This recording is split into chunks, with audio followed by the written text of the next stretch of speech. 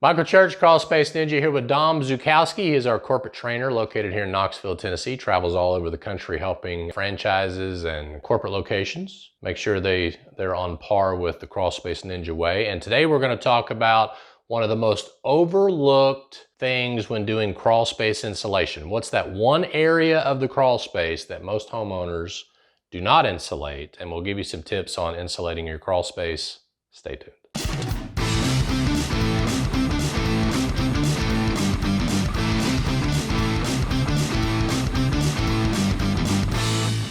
If you're new to Crawl Space Ninja, we talk about crawl space insulation, basement waterproofing, encapsulation, indoor air quality. We hope you'll subscribe to our channel, ring that notifications bell, and also follow us on Facebook. So this is our third video. The first one we talked about overlooked plastic vapor barrier issues. The second one was overlooked upgrades for mold remediation. And this one is talking about crawl space insulation and what is the number one thing most homeowners don't even think about, know about to insulate in a crawl space. What is it?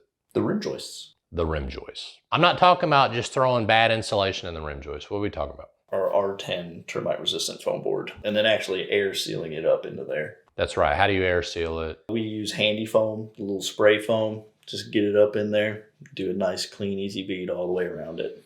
Right. We used to use a 2-component spray foam when we would insulate the rim joist, and we moved to the R10 termite resistant foam board and then the single component canned.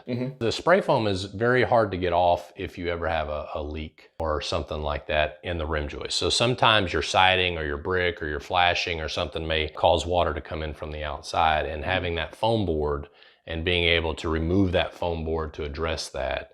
Plus, the foam board does allow moisture to come through, unlike a 2-component closed cell spray foam that seals it. So, not that the foam board allows a lot of moisture to come through, but it does give it the opportunity to evaporate some. By the way, the reason why I am such a believer in rim joist insulation is most homeowners don't realize about the stack effect, okay? The stack effect, or the chimney effect, says that when your AC turns on, it actually draws air from the crawl space up the walls and shoots it into your house through the plug outlets and the baseboard crack and different things like that, and can even make its way all the way up to the attic or the second floor if you got a second floor. That's why insulating the rim joist is so important. Plus, it creates a thermal break at the rim joist because it's a very thin piece of wood, and if you've got a cold outside and a warm inside, it can condensate right there. That's correct. So you got to air seal that and make sure you put at least an R10. Depends on what part of the country you live in. If you're up in Minnesota or something like that, it'd probably be. Yeah, if it's cold insulated with like R30, I believe it's up north. Right. That if you're down south in the like, subfloor, like down in Florida, then we don't need to be as thick. Right. So let's talk about insulating a sealed crawl space versus an open or ventilated crawl space. So whenever you're insulating a sealed crawl space, the Department of Energy says you should seal what? For a sealed crawl space, either the walls or the subfloor.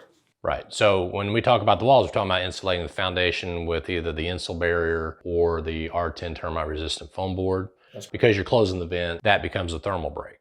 Or you can seal the subfloor. That's correct. Okay. You can use a rock wool. I don't like spray foaming subfloors. I don't recommend you do that, but you can spray foam the major penetrations. Just don't do all of the wood because it locks all that moisture in from above and can hide leaks and cause mold problems. Yeah. So if you have a ventilated crawl space, can I insulate the walls? No, it'd be kind of pointless because you still have the vents open. So that cold air is just coming right into the crawl space. What they require is to actually insulate the subfloor. So I can insulate the subfloor and the rim joists and the major penetrations, but I shouldn't insulate the walls of a ventilated crawl space. No, it's just kind of pointless at that point. Okay, very good. We'll put some videos down below. We got how to install rim joist insulation, why you should install it, all that sort of thing. So Dom, appreciate you coming in and talking to us about properly insulating crawl spaces and that one thing most homeowners overlook. Hope you make it a happy and blessed day, and we'll see you later.